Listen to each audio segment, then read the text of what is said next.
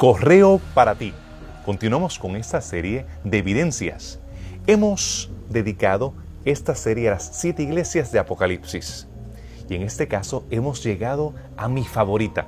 Se trata de la iglesia de Filadelfia. ¿Cuál es el mensaje de esta iglesia? ¿A qué periodo se refiere? ¿Qué podemos nosotros encontrar de la ciudad en los tiempos de Juan? Si quieres conocer más acerca de Filadelfia, quédate con nosotros aquí en Evidencias.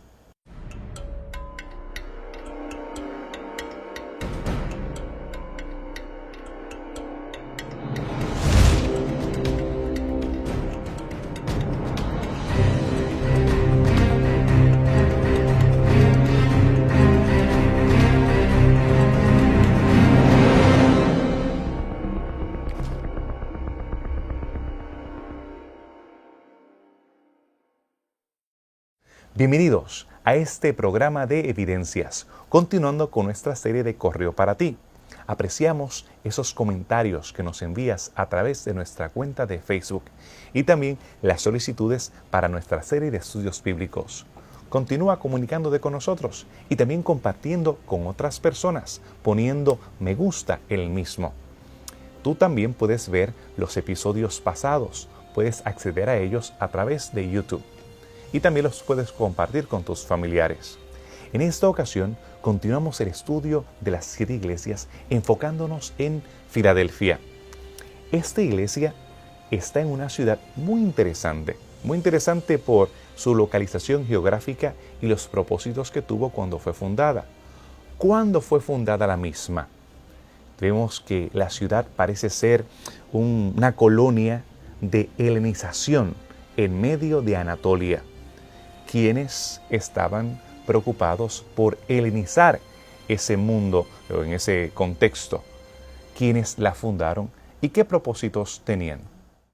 La ciudad de Filadelfia, cuyo nombre significa amor entre hermanos, fue primeramente habitada en realidad por los macedonios, una colonia de macedonios que eran parte, por supuesto, de lo que era la conflagración de toda lo que llegó a ser el imperio griego, que al principio era en realidad lo que eran las colonias griegas diferentes. De hecho, de los macedonios es donde sale justamente Alejandro Magno. Así que estos macedonios habitaban esa ciudad y eventualmente llegó a convertirse en una ciudad importante bajo el rey de la ciudad de Pérgamo, que logró fundar la ciudad y en honor a su hermano Atalus, nombró la ciudad, le puso el nombre de Filadelfia. Por lo tanto, la tradición griega estaba muy engranada en la ciudad de Filadelfia, tanto en el nombre como en las personas que lo habitaron. Algunos testigos antiguos confirman o reiteran el hecho de que en la ciudad se conformó una comunidad judía, especialmente con la finalidad de promover el helenismo dentro de los judíos. Y es posiblemente esta la referencia que se hace en el mensaje de Apocalipsis en cuanto a la sinagoga de Satanás. Es posiblemente que estos judíos, al tratar de promover la cultura helenística dentro de los judíos, tuvieron choques con los cristianos que lograron habitar en esta ciudad. De hecho, hoy en día, en la ciudad todavía hay un obispo, un líder religioso de la iglesia griega cristiana. Por lo tanto, la cultura griega permaneció fuerte en esta ciudad. La ciudad en sí tuvo varios niveles de ocupación, de hecho tuvo varios nombres. Por lo menos se llamó, en cierta ocasión se le llamó la Decápolis, en otras ocasiones se llamó durante el emperador Vespasiano Flavia. Al mismo tiempo se le nombró de Filadelfia, así que habían varios nombres que fueron ocupados. Pero la ciudad en sí se convirtió en un centro importante de comercio. Y también debido a los campos fértiles que hay a su alrededor, se convirtió en una de las principales productoras de vino de toda esa área. Por lo tanto, la ciudad de Filadelfia llegó a ser importante comercialmente, pero simbólicamente la que es la parte del amor entre hermanos se refleja en su nombre por este rey, el rey de Pérgamos, Eumenes, que logró fundar la ciudad o refundó la ciudad para poder honrar a su hermano Atalus II. Así que más o menos esta es la historia que envuelve a la ciudad de Filadelfia. A nosotros analizar la topografía de esa región, notamos que es de origen volcánico y aparentemente era muy próspera la industria del vino. ¿Qué podemos aprender acerca del origen volcánico de esa región y qué acerca de la agricultura? La ciudad de Filadelfia se encontraba en un área muy fértil, y eso se debe a que se encontraba en unas tierras que son tierras volcánicas. Y las tierras volcánicas son conocidas porque sus tierras, cuando se puede sembrar y se puede examinar de manera geológica, son lugares muy fértiles, y esto se puede encontrar no solamente en Filadelfia, sino en casi todos los lugares alrededor del mundo donde hay tierras volcánicas. Hay una alta producción agrícola porque estas tierras son ricas en minerales y ayudan a la producción de diferentes productos agrícolas. Y como Filadelfia se encontraba en ese lugar, pues muchas personas se dedicaban a la producción agrícola. Ahora, muchas de las personas que habitaban allí casi todos eran granjeros, que se dedicaban solamente a sembrar.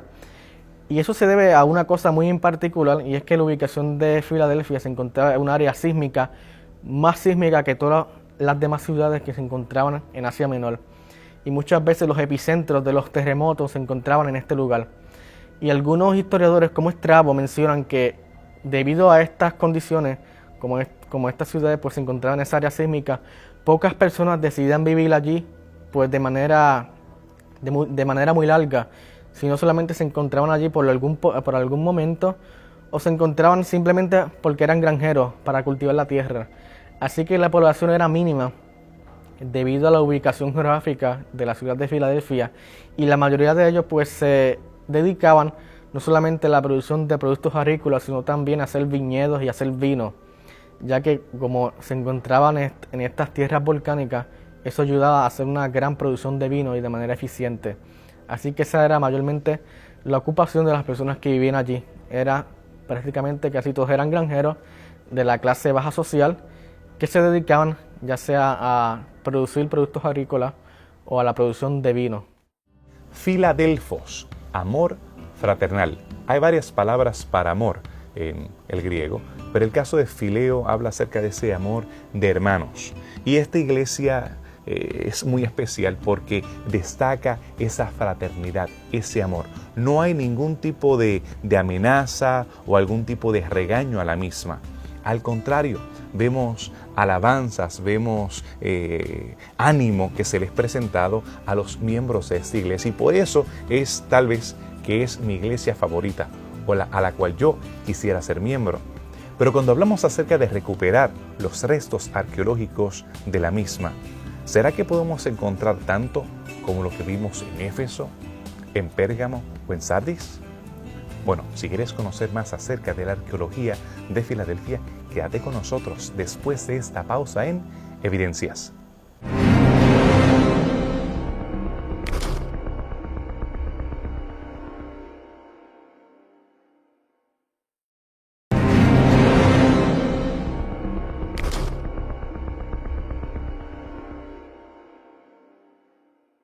Qué bueno que te quedas con nosotros aquí en tu programa de Evidencias.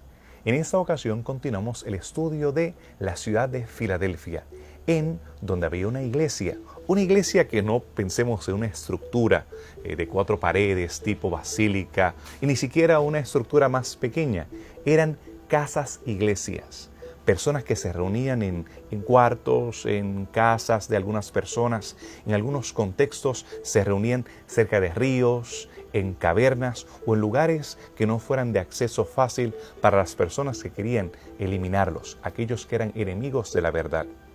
En el caso de Filadelfia tenemos muchos desafíos. La continuidad ocupacional ha hecho que la ciudad antigua quede sepultada bajo la casa del vecino, de Mustafa, de Mohammed y de las personas que viven en la actualidad en esa región. ¿Qué podemos aprender aún así de los pocos restos que se pueden encontrar ahí en la ciudad de Filadelfia? La ciudad en realidad está prácticamente sin ser excavada por varias razones. Quizás la principal es la actividad sísmica que constantemente ocurre en este valle. De hecho, la ciudad es poco habitada y la mayoría de las personas que están ahí se dedican en realidad a lo que es la actividad pastoral. Por lo tanto, las excavaciones no han sido muy profundas. Se han encontrado algunas ruinas de casas, algunas ruinas de templos. De hecho, se piensa, según una inscripción, dice que esta ciudad llegó a recibir el título Neócoros, o lo que era la parte de la titular de la guardadora del templo al culto imperial dentro de esta provincia. Por lo tanto, no hay mucho. Lo que sí es cierto es que cualquier excavación que se haga en esta ciudad va a revelar una historia caótica por la cantidad de actividad sísmica que ocurría en este sitio. Así que más o menos eso es lo que tenemos en la ciudad de Filadelfia. Esa área es peligrosa por su alta actividad telúrica. Los movimientos sísmicos han sacudido a esa región tanto en la antigüedad, en terremotos horribles, y aún en la actualidad. ¿Qué podemos nosotros aprender acerca de la relación que hay entre el mensaje y la actividad sísmica que había especialmente durante el primer siglo? ¿Qué importancia cobra entonces el hecho de que el testigo fiel y verdadero habla de establecer una columna en medio de una ciudad que las columnas usualmente colapsaban? Debido a que esta ciudad, pues, como ya se ha mencionado, se encontraba en un lugar donde hay muchos epicentros de terremotos, sin contar que se encuentra en tierra volcánica, pues esta inestabilidad pues, geográfica hacía que esta ciudad pues, no fuera muy famosa para muchos emperadores pasar por allí, o que personas famosas se encontraban allí, o para construir de manera larga muchas estructuras, debido a que estas eran derrumbadas vez tras vez en diferentes terremotos. Uno de esos terremotos ocurrió en el año 17 de la Era Común, que fue junto con la ciudad de Sardis y Tiatira, que fueron afectados. También Filadelfia fue afectada de manera completa. Y cuando esta ciudad fue destruida en el año 17 por este terremoto grande, pues el emperador Tiberio, de manera caricativa y de manera pues sin ningún interés, decidió ayudar a la ciudad de Filadelfia con recursos y el dinero del imperio para poder reconstruirla. Aunque luego, pues, en un futuro no muy lejano, luego fue destruida nuevamente por otro terremoto. Así que esa es la historia prácticamente de Filadelfia.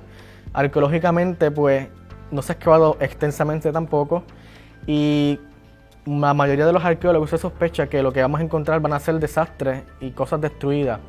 Y eso se va a ver pues, claramente en el registro arqueológico. Así que muchas personas, pues, lo que se ha excavado es completamente mínimo, y no tenemos mucho sobre información de Filadelfia, pero al menos esta información sobre este contexto del terremoto y sobre su ubicación geográfica nos da a nosotros una idea de cómo se encontraban las personas que decidían vivir allí. Y de la misma manera que en el presente se construyen edificios para que puedan soportar estos embates sísmicos, antiguamente también las personas antiguas decidían construir de manera arquitectónica las estructuras para resistir a los terremotos. Y esto se puede ver en muchas estructuras a lo largo del antiguo cercano oriente. Y estas estructuras cambian de muchas formas en diferentes épocas, ya sea en columnas, ya sea en techo, ya sea en fundamentos, porque los terremotos y los sismos eran muy comunes en la antigüedad, al igual que en el presente. Así que las personas se las ingeniaban para construir diferentes formas para ver si podían resistir de manera mejor los terremotos. Y no es una excepción la ciudad de Filadelfia, donde las columnas pues, eran construidas de cierta manera para poder resistir los embates de los sismos. Y podemos decir que la mayoría de estas estructuras y estas formas que fueron construidas fueron ineficientes debido a que la ciudad fue destruida vez tras vez. Y pues la tecnología de aquel tiempo pues, impedía que la ciudad pues, no fuera destruida por un terremoto, a diferencia de la tecnología que poseemos en el presente. La antigua ciudad de Filadelfia fue destruida en muchas ocasiones. La actividad telúrica que sacudía la región hacía que colapsaran las estructuras más imponentes. Y cuando colapsaban, construían una sobre otra, lo que conocemos como un tel, ese montículo artificial que tiene ciudades, ocupaciones, una sobre la otra. Sin embargo, el hecho de que en la actualidad tengamos una ciudad floreciente que ha ocupado donde anteriormente estaba la ciudad antigua, ha impedido que hagamos excavaciones significativas como las que hemos logrado hacer en Éfeso, en Pérgamo o tal vez las que hemos establecido en Sardis. Pero aún así, conocemos suficiente sobre la ciudad para reconocer que era importante en la antigüedad. Y no solamente la importancia que tenía en la antigüedad, sino el hecho que ahí hubo una comunidad fiel. Cuando el jovencito que traía el rollo con el mensaje a las 7 iglesias llegó aquí, yo creo que fue cuando más disfrutó. Ahí tenía una comunidad hermosa, de creyentes amorosos, filadelfos, hermanos que tenían amor fraternal. ¿Cuándo termina ese periodo en la historia? ¿A qué se está refiriendo específicamente? Bueno, si quieres conocer más detalles acerca de ese periodo de predicación impactante, de predicación que sacudió el mundo conocido y que el libro de Daniel y el libro de Apocalipsis fueron abiertos, quédate con nosotros después de esta pausa aquí en Evidencias.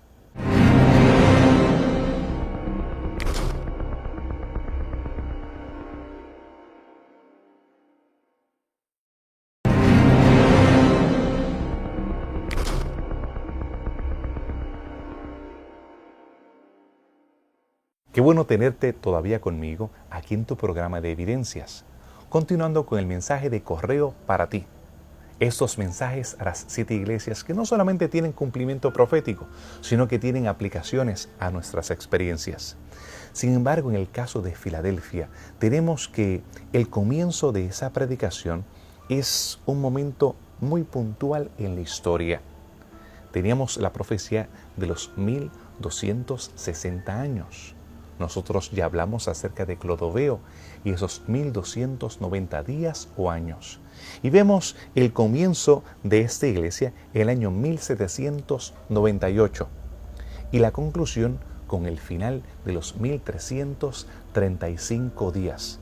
Ese periodo entonces en el cual la iglesia de Filadelfia hace una predicación impactante tiene connotaciones o tiene implicaciones en la profecía de Daniel. ¿Cómo se relaciona el mensaje de Filadelfia con lo que nosotros conocemos de los mensajes para el tiempo del fin y el comienzo del tiempo del fin, según lo establece el libro de Daniel? La iglesia de Filadelfia, la iglesia número 6, Filadelfia viene del griego philos, amigo, amor, y Delfos viene de adelphos, que significa hermano, y normalmente se traduce como la iglesia del amor fraternal. Y esta iglesia es interesante, es la segunda iglesia que no se dice malo. La primera iglesia es la iglesia de Esmirna. De esta iglesia no se dice absolutamente nada malo. El ángel se presenta como el que tiene la llave, que abre la puerta que nadie puede cerrar, que nadie puede abrir. Él abre una puerta que nadie puede cerrar y cierra una puerta que nadie puede abrir. Y este ángel le dice a la iglesia que está muy contento por la perseverancia, porque han aguantado, porque han subsistido, porque han servido a Dios de todo corazón. Y no tiene absolutamente nada malo. Se dice que esta iglesia no solamente tenía eso bueno, sino que a pesar de que el trono de Satanás estaba cerca de ellos, ellos habían decidido no. Es decir, es una iglesia que se mantuvo fiel a Dios aún en momentos críticos y permaneció. La iglesia no se le dice nada malo, pero en todo mensaje siempre hay un mensaje de arrepentimiento. Así que el mensaje de arrepentimiento es: continúen. Si no hay pecado, pues continúen. Perseveren. Esa es la palabra clave para esta iglesia: perseveren, continúen haciendo. Es lo que dijo Jesús en Mateo 24:13. El que persevere hasta el fin, este será salvo. Y este es el mensaje en esta iglesia. Continúen, no les digo nada malo, pero continúen lo que están haciendo, que si continúan así, le daré un nombre nuevo, escribiré su nombre en las columnas y le daré su nombre en una piedrita. Y retengan así, porque vendré pronto a darle a cada uno su galardón. La iglesia de Filadelfia va a ver en este periodo histórico el cumplimiento de 3 profecías importantes del libro de Daniel: los 1260 años, los 1290 años y los 1335 años.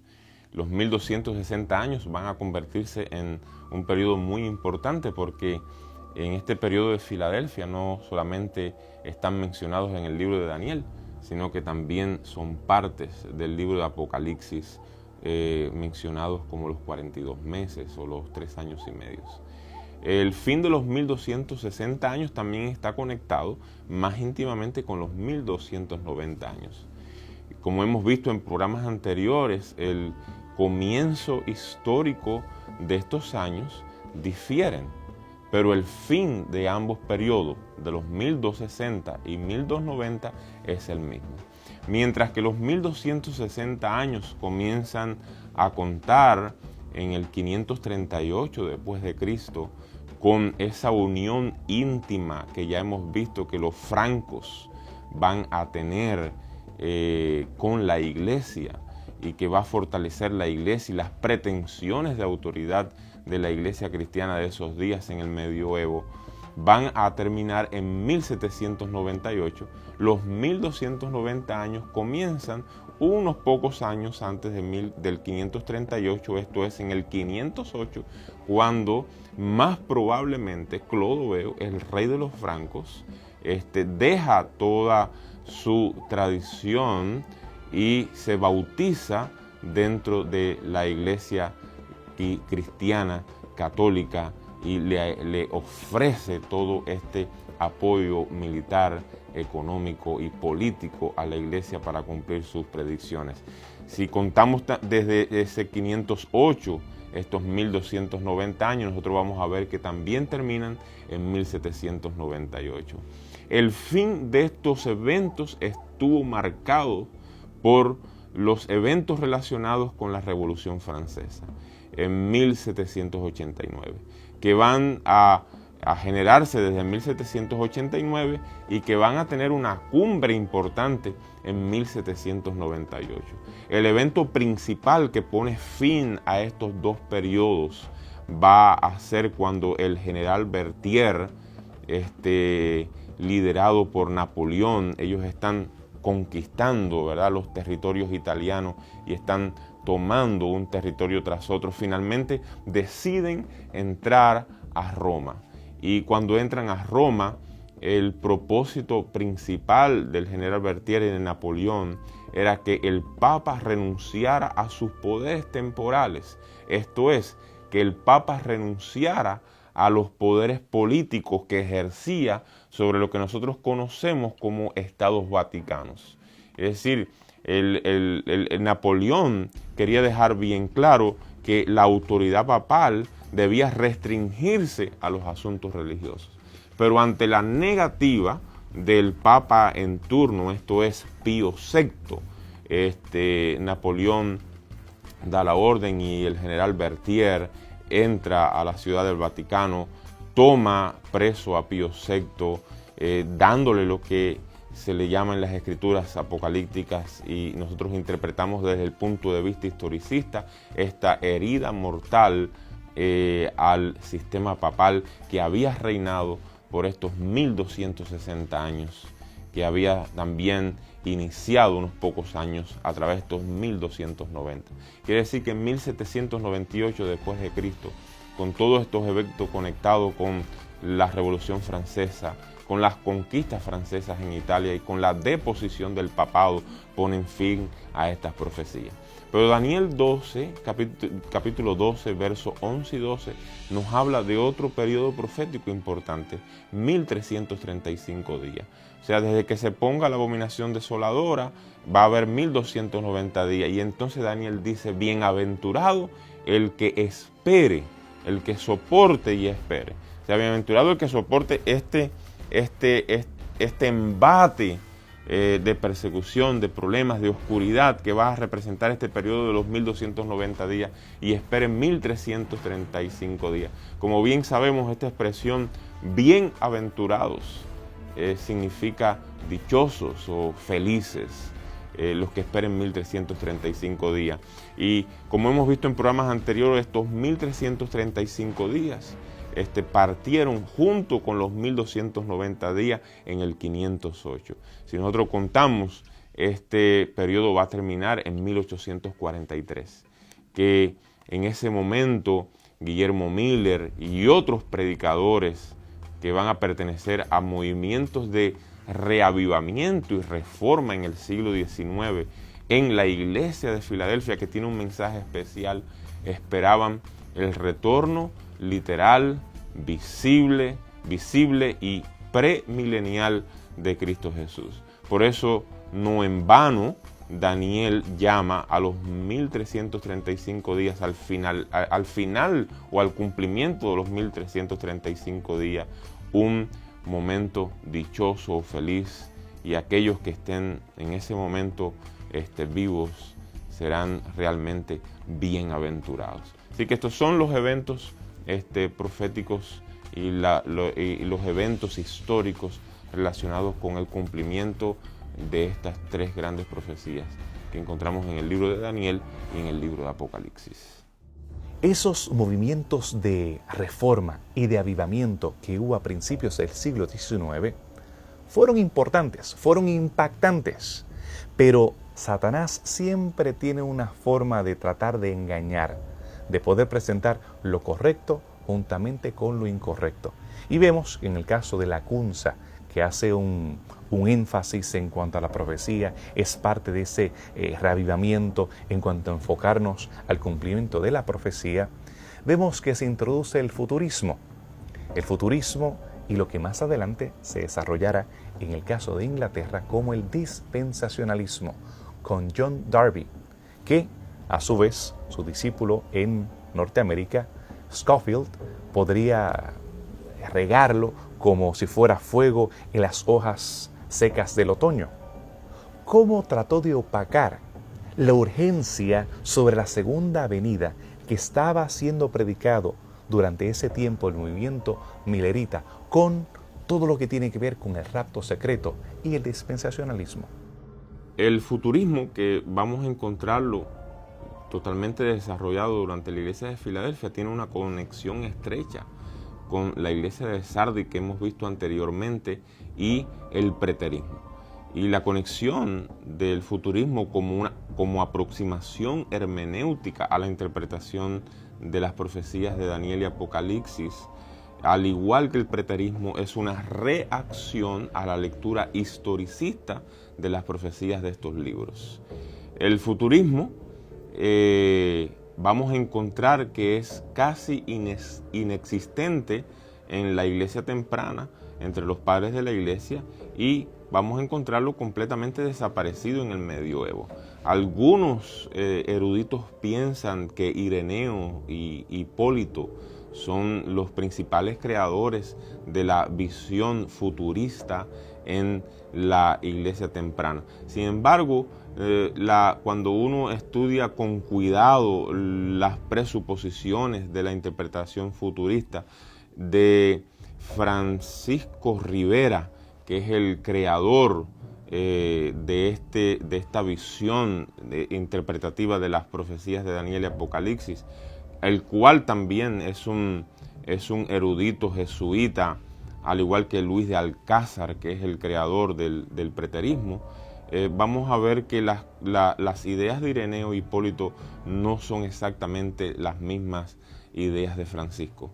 El futurismo de Francisco de Rivera, que empieza a desarrollarse en sus días, él empieza a desarrollarse con su comentario de más de 500 páginas al libro de Apocalipsis, pero que va a encontrar un desarrollo total más tarde en el dispensacionalismo y otras ideas futuristas. Tiene una presuposición principal. Todas las profecías de Daniel y Apocalipsis se van a cumplir en el futuro cercano a eventos relacionados con la segunda venida de Cristo. Quiere decir que estas profecías no se cumplieron en el pasado, como dice el preterismo, no se han cumplido en un continuo histórico, como dice el historicismo, sino que son profecías reservadas para el tiempo mismo del fin, antes de la segunda venida de Cristo Jesús.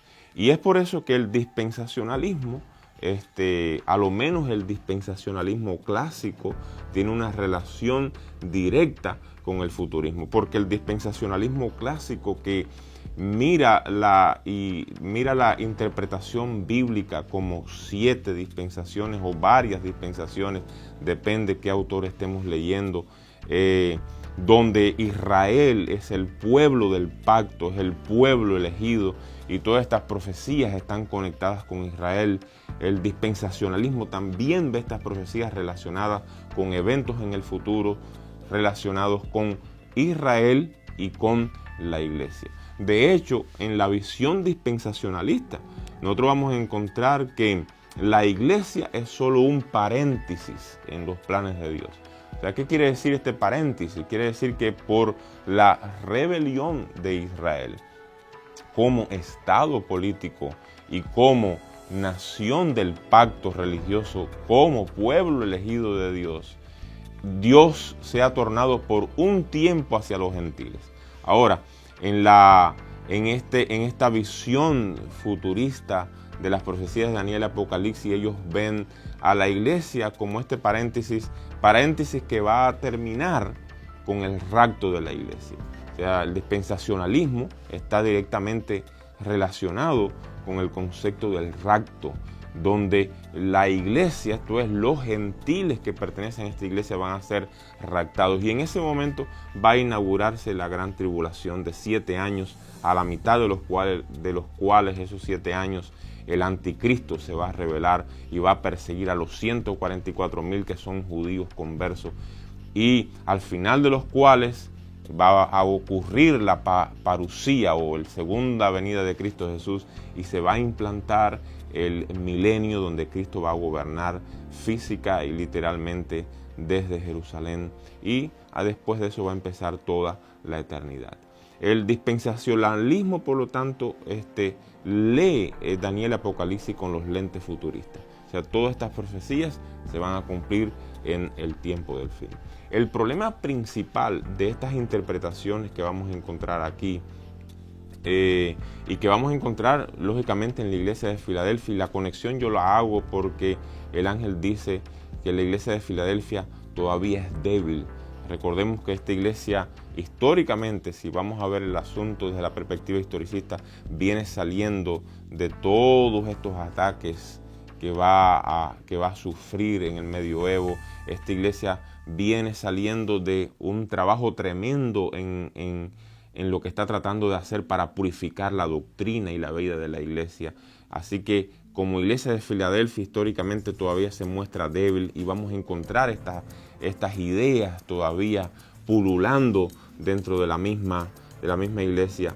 El problema de esta interpretación es, para volver al punto del futurismo, del preterismo, del dispensacionalismo, es que niegan el impacto que Daniel y Apocalipsis han hecho a través de las generaciones en la iglesia cristiana o en la historia del cristianismo.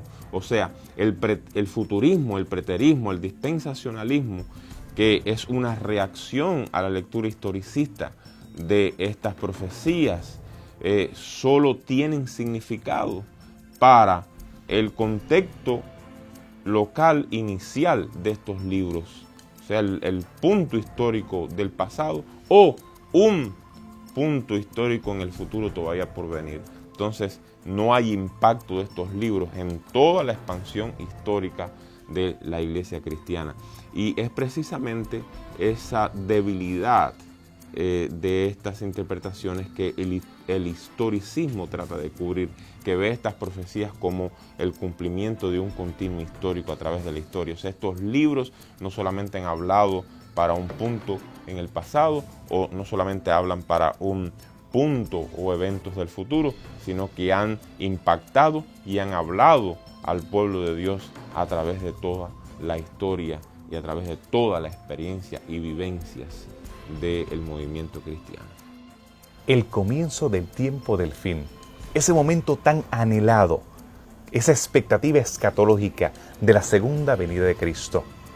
Muchas veces cuando hablamos acerca de que la ciencia aumentaría, como es profetizado en el libro de Daniel, se presentan fotos de transbordadores que llegan al espacio, las computadoras, los diferentes medios que ahora tenemos que en la antigüedad no teníamos, y cómo se han acelerado a través de las décadas. Pero esa no es la interpretación exacta de lo que Daniel está enfatizando sobre el avance de la ciencia o que la ciencia aumentaría. Se está hablando en el contexto de la profecía.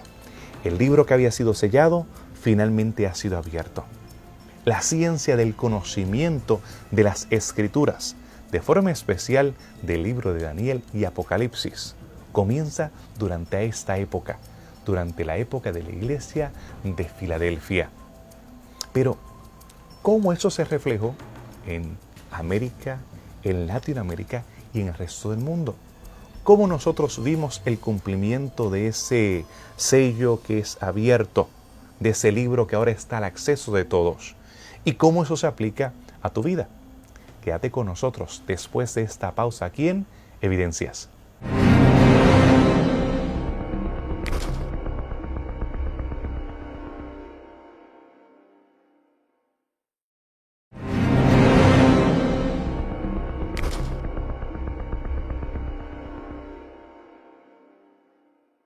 Estamos llegando al final de mi iglesia favorita, de la iglesia de Filadelfia.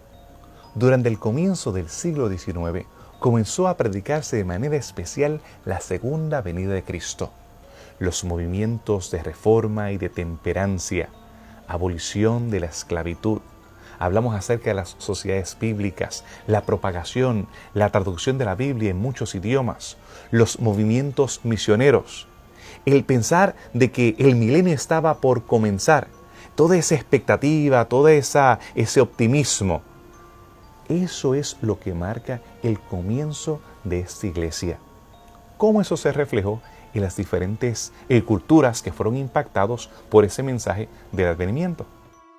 Yo quiero mencionar a lo menos unos 4 grandes movimientos de reforma y reavivamiento en el siglo XIX que están conectados con el mensaje de la iglesia de Filadelfia.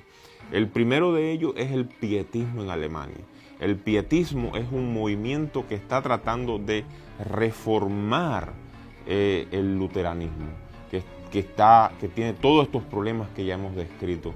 Y vamos a encontrar a 2 grandes hombres, hay varios hombres, pero en especial 2 grandes hombres. El primero, Felipe Spener, y el segundo, quizás más conocido, es el conde Nicolás van Zinzendorf, que es el creador de una comunidad conocida como los moravos.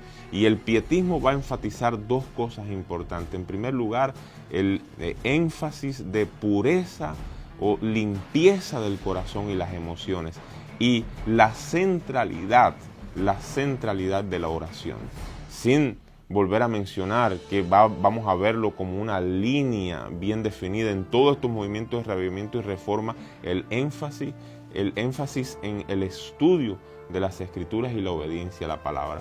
El segundo movimiento importante que vamos a encontrar es el metodismo en Inglaterra, y aquí es más conocido Juan Wesley.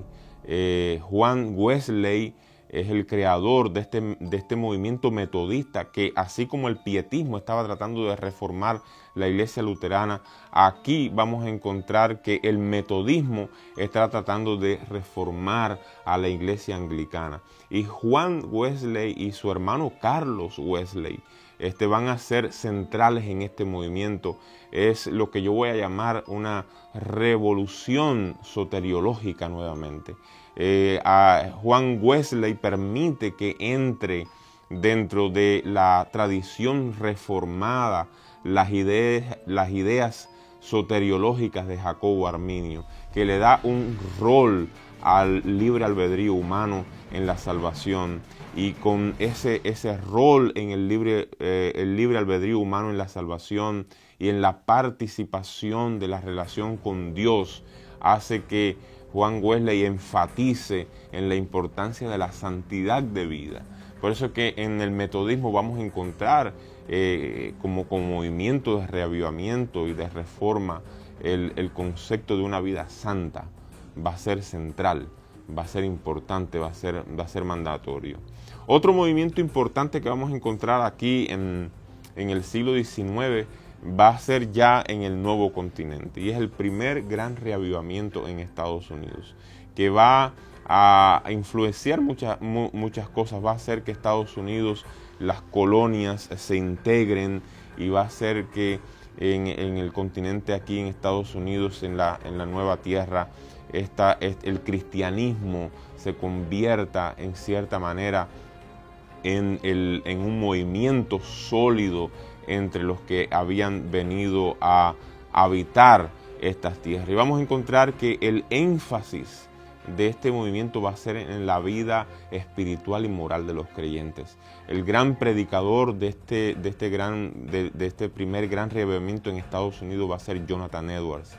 Lógicamente vamos a encontrar otros predicadores y nuevamente vamos a encontrar el mismo énfasis del pietismo y del metodismo en el primer gran reavivamiento, el énfasis en la oración, en la palabra, el énfasis en una relación íntima con Dios. Y finalmente, que tenemos que mencionarlo en estos grandes reavivamientos y movimientos de reavivamiento y reforma del siglo XIX, es el segundo gran reavivamiento en Estados Unidos, que va a tomar un tono evangélico. Y ese tono evangélico que se lo va a dar Carlos Finney en manera muy específica, va a enfatizar en la importancia del arrepentimiento y la conversión. Y va a aparecer lo que nosotros conocemos como las reuniones las reuniones en el campo, o los camp meetings, como se conoce en la historia en inglés, donde hay un llamado a la conversión, hay métodos de conversión, se introducen en la adoración cantos que antes no se usaban, hay una intensa participación de las mujeres, por ejemplo, en la predicación, y el involucramiento de los laicos en las tareas de reavivamiento y de reforma.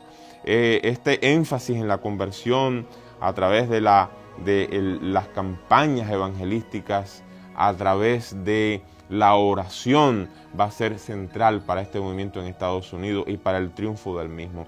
Y al final de ese movimiento, del segundo gran reavivamiento, de este movimiento de reforma y reavivamiento en el siglo XIX aquí en Estados Unidos, vamos a encontrar el punto final, que es el movimiento millerita, liderado por Guillermo Miller y un grupo de predicadores itinerantes cuyo énfasis va a ser muy parecido a Carlos Finney, ese cambio de vida, ese arrepentimiento, esa necesaria conversión. Inclusive va a estar influenciado por el movimiento metodista de Juan Wesley en ese énfasis de la vida santa, pero va a tener un punto diferente y especial a los demás movimientos de reavivamiento y reforma que la iglesia de Filadelfia está experimentando, y es que esto es necesario no para prepararnos para vivir aquí en la tierra, no para transformar la tierra, sino que Miller y sus predicadores van a decir el reavivamiento y reforma en la vida espiritual y en la manera en que entendemos las escrituras necesarias, porque Cristo está a las puertas. Así que todos estos movimientos de la iglesia de Filadelfia, de reavivamiento y reforma en la iglesia de Filadelfia, son importantes porque hacen que esta iglesia, que parece débil, tiene esa característica principal: has escuchado mi palabra. Y es por eso que el ángel le promete: he puesto una puerta abierta delante de ti. O sea, Dios, evidentemente, cuando se analizan históricamente estos movimientos, cómo ocurrieron, cómo triunfaron, a pesar de muchos puntos en contradicción, se puede ver ese cumplimiento de las palabras del ángel: he puesto una puerta abierta delante de ti, una puerta que parece indicar triunfo, por la cual vas a entrar, que nadie puede cerrarte. Estos movimientos extendieron aún más, purificaron aún más los reavivamientos, las reformas que empezaron a darse desde la iglesia de Sardis con el movimiento de la reforma, y que van a tener una cumbre, una cúspide en estos movimientos del siglo XIX que hemos mencionado. Hay muchas razones para celebrar este periodo, y tal vez tú tengas también razones para celebrar. Has aceptado a Jesús como tu Salvador personal. Has conocido acerca del mensaje adventista y estás en el primer amor. Estás en la efervescencia de compartir el Evangelio. Pero hay peligro en el horizonte. La última iglesia es una iglesia comprometida, que ni es ni fría ni es caliente. ¿Qué tal si el amor que tú tienes ahora, ese amor fraternal, se enfría? ¿Qué tal si tú dejas de aplicar a tu vida el mensaje de retén lo que tienes, el que es presentado aquí por el testigo fiel y verdadero? ¿Cómo tú puedes mantener viva la experiencia de la iglesia de Filadelfia, vibrante, manteniéndote en contacto con las Escrituras y con la misión? Uno de los eventos más importantes que ocurrió en Filadelfia y que se refleja justamente en el mensaje de Apocalipsis es el terremoto que ocurrió en ella durante el reinado de Tiberios. Tiberios es el emperador bajo cuyo reino nace justamente Jesús y luego se desarrolla todo lo que era la parte del ministerio de Jesús. Así que es importante porque esto ocurrió justamente en los tiempos de Juan.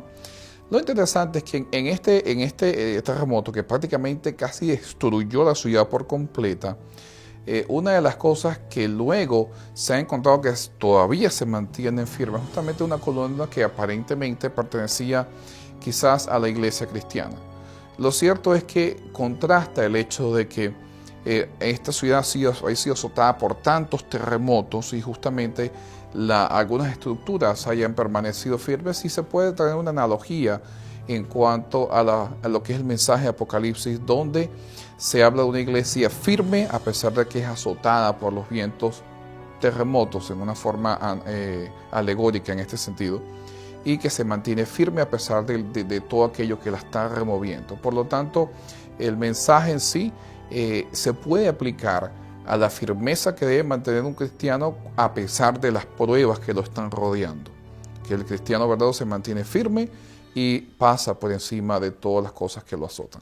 En la carta, o mejor dicho, en el libro que escribió Malaquías presenta un grupo fiel que dice: Señor, ¿de qué me sirve seguirte siendo fiel? Yo he seguido siendo fiel y veo que el que está prosperando es el impío. ¿Qué está pasando? Y hay personas que le han sido fieles a Dios y quizá ahora mismo se están dando cuenta que quien está prosperando alrededor de ellos son los que están siendo infieles a Dios. Y podrían decir: Señor, yo te he sido fiel, ¿qué pasa? ¿Por qué ellos prosperan? Pues el mensaje de Malaquías le queda muy bien. Sigan perseverando, porque llegará un día en que se verá la diferencia entre el que sirve a Dios y el que no sirve a Dios. Y por eso escribí un libro, dice Malaquías, el libro de la memoria. Y podría entonces yo pensar para mí mismo, si yo soy fiel a Dios y uno que está siendo infiel a Dios está prosperando, digamos, a él le dieron el empleo y a mí no me lo dieron. Él consiguió la pareja que le estaba buscando y yo no la conseguí. Él consiguió el carro que él quería, yo no lo conseguí. A él le dieron una visa, a mí no me la dieron. En ese momento el texto dice: sigue siendo fiel. Porque al fin y al cabo, la fidelidad no depende de los placeres mundanales que otras personas puedan conseguir. Consiste simplemente en ser fiel. Porque al final se verá la diferencia de aquel que le es fiel a Dios y aquel que no lo es. El mensaje de Filadelfia, importante y que debemos remarcar para nosotros hoy en día, es la centralidad de esa iglesia en obedecer la palabra. La centralidad en escuchar las Escrituras, dejar que las Escrituras transformen la vida de la iglesia, la vida espiritual, la vida moral y la vida doctrinal. Y el impacto que esa iglesia permitió hacer a las Escrituras para mantener una vida de reavivamientos y de reformas constantes. De la misma manera, en la actualidad nosotros debemos mirar a esa iglesia y volver a esa centralidad de las Escrituras, a esa obediencia de la palabra que nos llama a vivir una vida como los movimientos que hemos mencionado de reforma y reavivamiento, centrada en la oración, en la búsqueda de la santidad y en la obediencia de la palabra. Una vida que trata de mantener una conexión diaria y constante con Dios. Me encantaría que el mensaje para las 7 iglesias terminara con esta iglesia, que fueran 6 en vez de 7, que nosotros celebráramos con Filadelfos, con el amor fraternal, que nosotros ya estuviésemos listos para retornar a donde pertenecemos, a la presencia del Señor, después de su segunda venida. Pero todavía hay un mensaje que queda. La gente del juicio, laos dicos, la Odisea. Yo no quiero terminar con una nota negativa. Yo quiero que tú te quedes con el sabor positivo que tiene la iglesia de Filadelfia, que en ti no se opaque ni se apague el primer amor, que tú mantengas esa vibrante experiencia con el Señor, que sea diaria, constante y creciente, que al igual que Pablo expresa en la carta a los Filipenses, olvidas lo que queda atrás y prosigues al blanco por lo cual fuiste alcanzado en Cristo Jesús. Vive la experiencia de Filadelfia, comparte la palabra del Señor con otras personas. Si alguien que conoces está interesado en estudiar la palabra, pues invítalo. Si no puedes estudiar la Biblia con ella, pues háblale acerca de nuestra serie de estudios bíblicos. No te quedes con esta experiencia tú sola, compártela con otras personas y que otros puedan conocer acerca del amor de Cristo Jesús.